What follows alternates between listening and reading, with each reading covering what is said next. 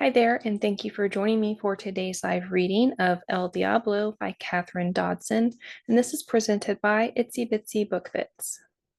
Chapter 1. Mediation could be hell, and this case looked headed for the courtroom.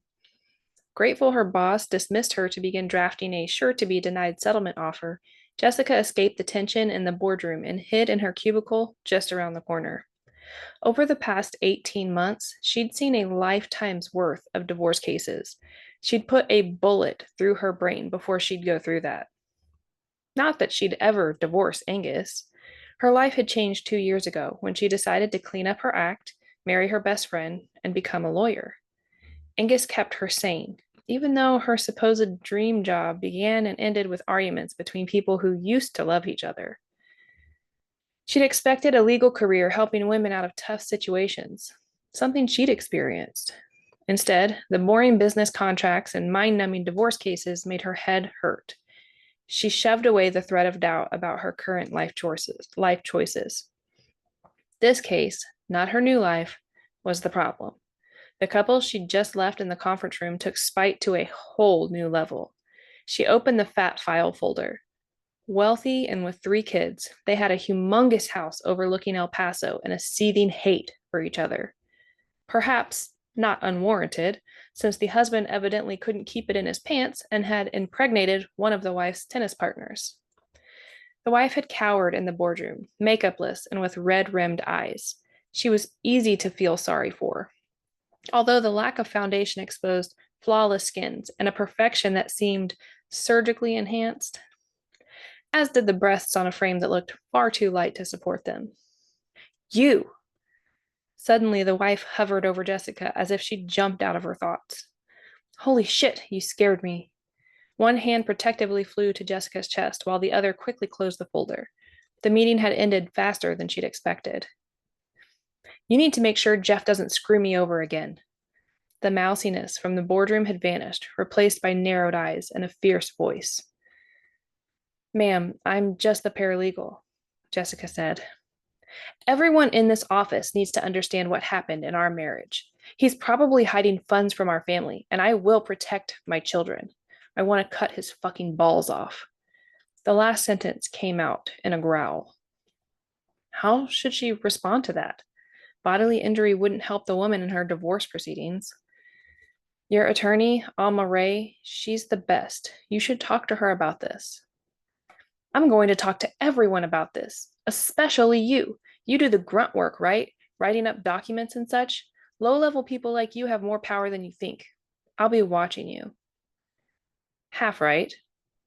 Jessica was definitely low-level, but had 0 power. Okay, I'll do my best, and I'll let Miss Ray know about your concerns. The woman stalked away. Jessica admired the pro bono immigration work Alma did, but it took handling divorces and 100 other boring cases to pay for those good deeds. Something treacherous in her wanted to go screaming through the halls, begging her colleagues to work on more important, exciting cases. She shoved that unruly thought back into its box and snapped the lid closed. Her second year of law school had just ended. One more year of yawning textbooks, packed with dull legal theory. Then she would look for a different job. She'd love to work as a public defender, focused on the community and helping people with few resources. But given her father's conviction for destroying evidence while the district attorney in this very city, she'd never apply. One Watts had done enough damage to El Paso. Jessica headed for Alma's office, but another couple already sat at the corner table. She sighed and slipped to the edge of the glass window, peering into the office. Until then, it looked like yet another divorce. A pretty blonde who couldn't have been more than 25 stared at her hands, not engaging with Alma or her husband. Her pastel floral dress had long sleeves and a high neck. She could have stepped out of a print ad from 1952, demure housewife. It might be another act, but this woman didn't seem as victimized as the last one had during her performance. Instead, she looked like she wanted to fade into her chair. The man had the opposite vibe. He'd turn a sportscaster smile on Alma, with double dimples and intense blue eyes. Charm came easy for guys like this. He'd probably slept around too and would likely take that poor girl for everything she had. Jessica tiptoed backwards, praying Alma wouldn't see her and call her into the room. She couldn't handle another divorce right now. Instead, she yearned for the excitement of the past. Interesting real estate deals in Mexico, the search for a missing woman, the satisfaction of not knowing what tomorrow would bring. Back then, Jessica had pursued justice in a bumbling and dangerous way. But she'd left that life behind and gotten her act together. Now she'd do things right, by the book. Except that part of her would rather live on the edge than die from boredom in an office cubicle. Divorces and business deals resembled two-sided demons with each side battling to screw the other. Nothing heroic about that kind of work. She wished she could split her skin in two, have the real Jessica crawl out and flee into the desert to search for victims and get started on good deeds. She would leave some automaton husk of herself to handle the divorces.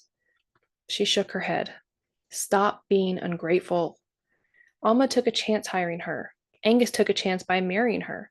She needed to behave, live a normal life. The path lay before her, straight and narrow. Alma walked by with the couple in tow. Soon she returned, handing her notes to Jessica. Another divorce? Jessica asked. Not this time. A real estate deal. They're purchasing a 150-acre ranch on the border of Hudspeth County. That's pretty far out in the boonies. Alma met Jessica's comment with a dull stare. I thought, with your commercial real estate background, you'd appreciate this deal. I'm happy to work on this. Jessica reached for the folder, and I appreciate this job and everything you let me do here. Alma visibly relaxed, even smiled. I think you'll really like this one. It's unusual. A religious man known as Brother Bill Hardaway ran what might be considered an informal rehab program out there. He passed away a few months ago and left the entire ranch to a woman who stayed on to help him after she went through the program. Evidently, she's selling the land to the rights over time and at a discount. I'll need you to research the title and draw up a contract. This does sound interesting. Who represents the seller? According to the rights, the woman doesn't have an attorney. We'll need to look into that. Her name is Nora Riggs. I'm on it, Jessica said with real enthusiasm, something that had been missing from her work life for quite a while. Flooded with sun, San Jacinto Plaza in downtown El Paso usually brightened Jessica's day. Buildings from an earlier century surrounded the square. Some were white with wedding cake scrollwork. Her favorite had fantastical gargoyles as decoration. Shiny, sculptured alligators frolicked in a fountain in the middle of the square. She'd heard they commemorated the real alligators that once lived in the fountain. In El Paso, anything was possible. She turned her face to the sun, letting it warm her air-conditioned cooled skin. She'd stop for hot coffee on the way to the plaza. It would pair perfectly with the burrito Angus had made her for the night before. Somehow, she'd found a man who packed lunch for her before he went to bed. She made coffee each morning, delivering a mug to his nightstand and kissing him awake before she left for work. When they'd first moved in together, these small acts seemed as fragile as glass. How could she have a successful marriage, one grounded in details her badass single self would have made fun of? But day after day, their traditions strengthened into something more permanent. They came home from work and had a drink on the porch before worrying about dinner or more mundane tasks.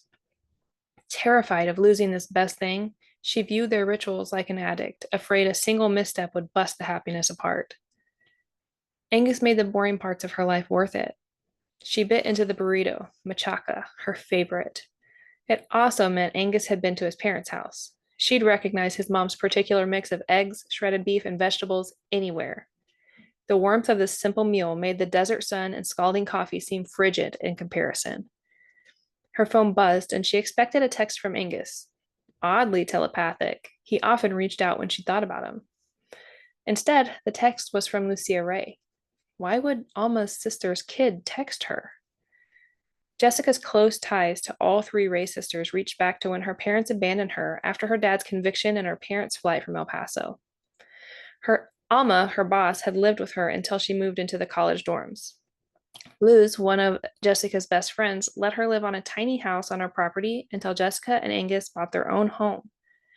The oldest sister, Paz, raised Lucia on her own, and Jessica had babysit for her often. But that hadn't happened in years. Now, Jessica rarely saw the high schooler except at family gatherings. Meet me for coffee today? Lucia texted. Sure, after work. Let me know where. Starbucks at UTEP. Don't tell mom. Not good news. She didn't want to hide things from any of the Ray sisters, especially Paz, who worked as a paralegal beside Jessica at Alma's firm. But high school sucked. She'd hear the girl out. See you there.